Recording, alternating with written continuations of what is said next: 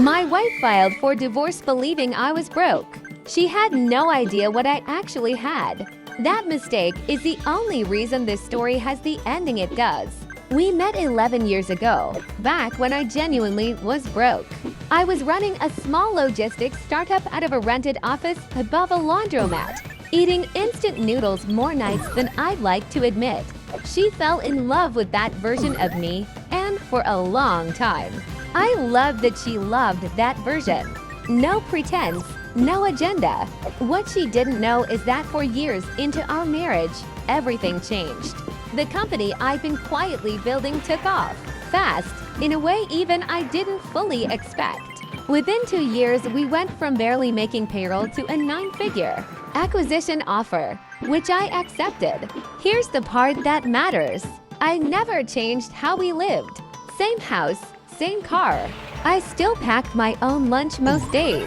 I told myself I was protecting our marriage from money, keeping things real, the way they'd always been. I told myself he'd love me the same either way, so why complicate things? The truth is more complicated than that, and I'll admit it now. Part of me liked knowing she loved me for me. Part of me was scared of what money does to people, even good people. So I kept the acquisition quiet. I told her the company had sold for enough to be comfortable and left it there. She never asked for details. Money was never something she chased. For the first year after that, nothing seemed different. But somewhere in there, something in her did change. And it had nothing to do with money at all. She started saying I felt distant. Working too much, she said, even though by then I barely worked. Emotionally checked out. She wasn't wrong, honestly. I'd spent so long protecting a secret that I'd built walls around myself. I didn't even realize were there. She tried to talk to me about it more than once. I brushed it off, told her I was just tired, just stressed. Always some excuse that wasn't the real one. I couldn't explain the distance without explaining the secret, and I wasn't ready to do that. By our 10th anniversary, she'd stopped trying to talk about it at all. That should have scared me more than it did.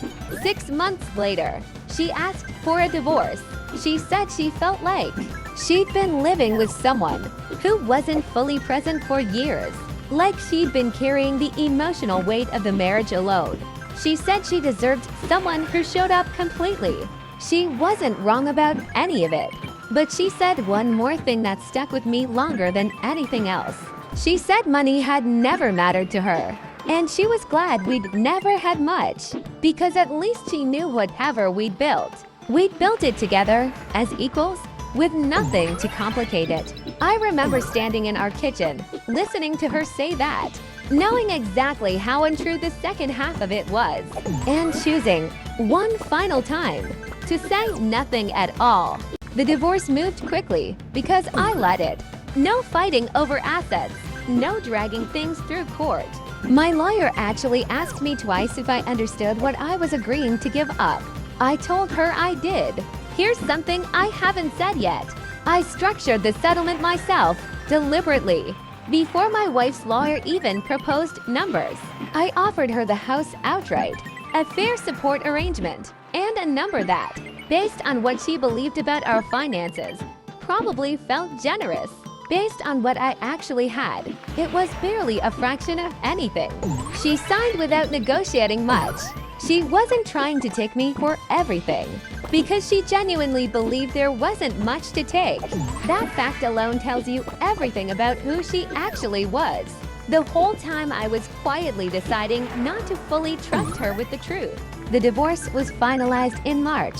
I moved into a smaller place, on purpose, still holding onto old habits I couldn't quite let go of.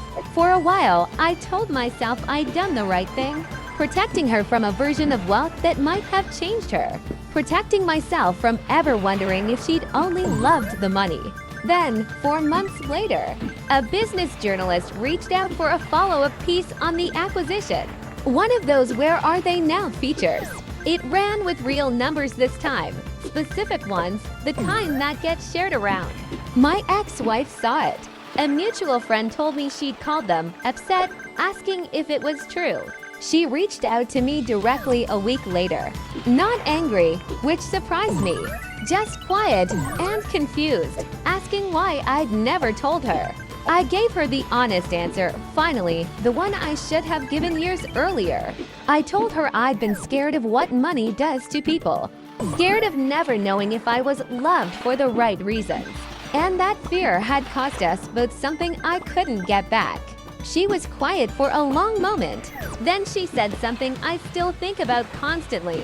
She said the version of me she fell in love with wasn't the broke guy above the laundromat. It was the guy who packed his own lunch and never let money change. How he treated people. And that version of me had existed the entire time, rich or not. She said I never gave her the chance to prove she loved that version because I never trusted her enough to test it. We didn't get back together. I want to be honest about that because this isn't a story with a neat romantic ending. But we did talk more openly than we had in years. And I think we both understood, finally, what actually broke the marriage. It wasn't money. It was the secret. It was the years I spent deciding, quietly, on her behalf, that she couldn't be trusted with the truth. She built a life on her own after that. And by every account, a genuinely happy one. I built one too, slower, with a harder lesson attached to it. I learned that hiding the truth to protect a relationship usually just guarantees the exact ending you were trying to avoid.